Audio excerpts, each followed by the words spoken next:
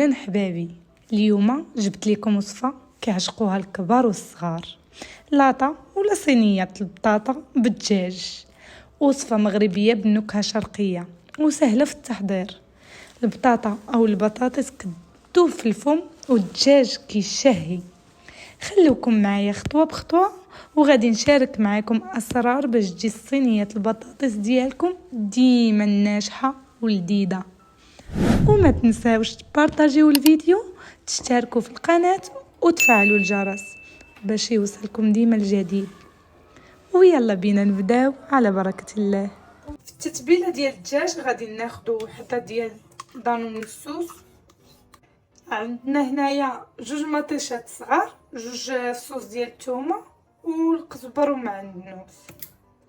عندنا هنايا شويه ديال القزبر، معلقه صغيره، معلقه صغيره ديال الخرقوم،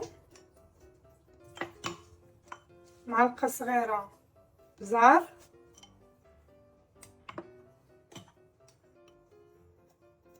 معلقه صغيره الملح على حسب الذوق، نزيد شويه،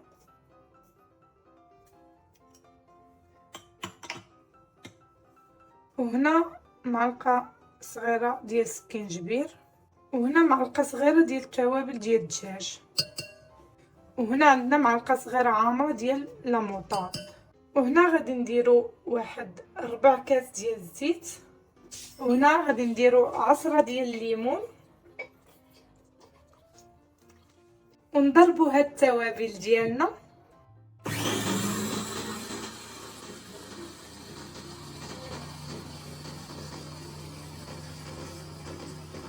ومن بعد ما طحنا التتبيله ديالنا هي جاهزه باش نضيفوها على الدجاج اللي عندنا.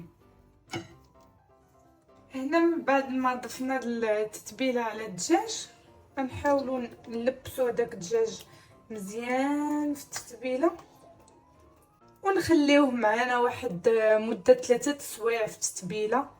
الواحد اللي عنده الوقت يخليه حتى اكثر باش كتجي داكشي واعر. مثلا الواحد اذا كان غيديروا للعشاء يخليه متبل، يعني يتبلو بنهار، وإلا كان غيطيبوا للغدا يتبلو بالليل يبات في الثلاجه، كيجي واعر فريمون، كيجي واعر.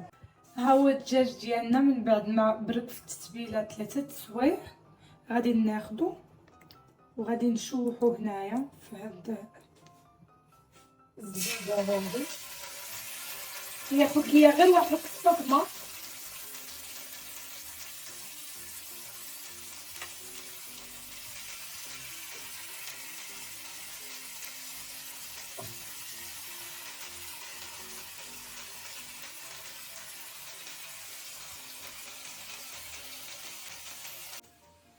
هنا. هاد لاصوص اللي شاط ليا من التتبيله ديال الدجاج نضيف عليها البطاطا اللي قطعناها هكا شرائح باش البطاطا ديالنا حتى هي تشرب لينا هذيك التتبيله. على بال ما كتسمعوا معايا الدجاج راه كياخذ ليا واحد الصدمه، كيجي واعر بنين صراحه بهاد الطريقه. وكاين اللي كيستغني على هاد الطريقه وكيدخلو ديريكت في الفران.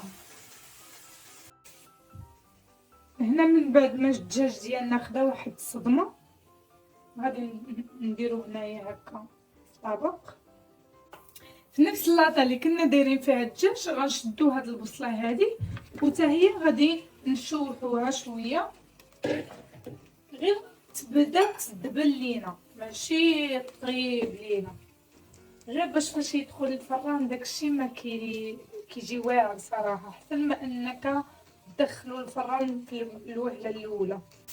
هنا من بعد ما شوحنا شويه البصله لمده 5 دقائق تقريبا غنضيفو عليها هاد البطاطا هادي اللي كانت زركه لينا في التتبيله.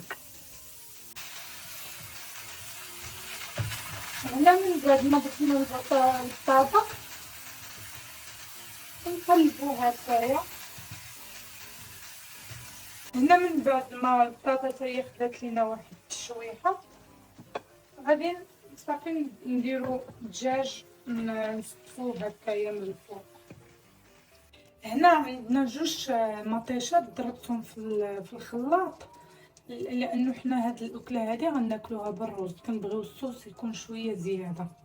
هادو اختياريين، اللي ما بغاش يديرهم ماشي مشكل.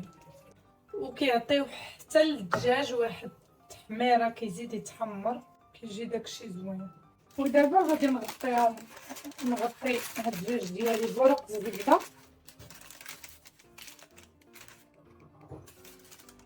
وغادي نزيد عليهم بابي الومنيوم ولا ورق فويل،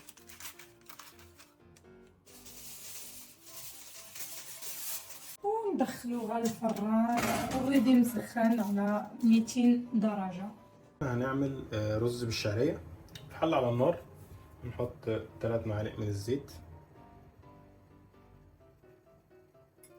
أو زبدة، اللي عنده زبدة ممكن يستعمل زبدة، ونضيف عليهم كمية مناسبة من الشعرية، تقريبا كوباية شعرية، وهنقلب لغاية ما تتحمر الشعرية دي كويس. خلاص كده بعد ما الشعرية اتحمرت بالشكل ده هنبدأ نضيف الرز. ده رز أبيض، تقريبا ضفنا نص كيلو رز.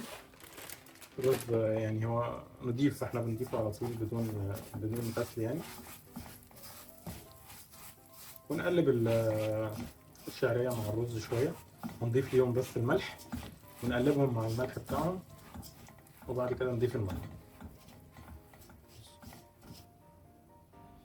هنضيف المية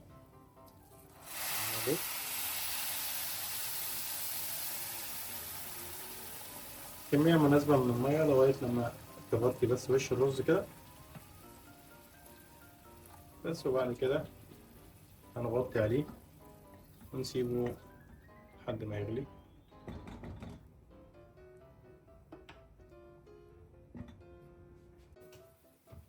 هنا كنت عريت عليها قبل بشي 10 دقائق، خليتها الدجاج يزيد يتحمر ليا، وها هي اللاطه ديالنا موجوده.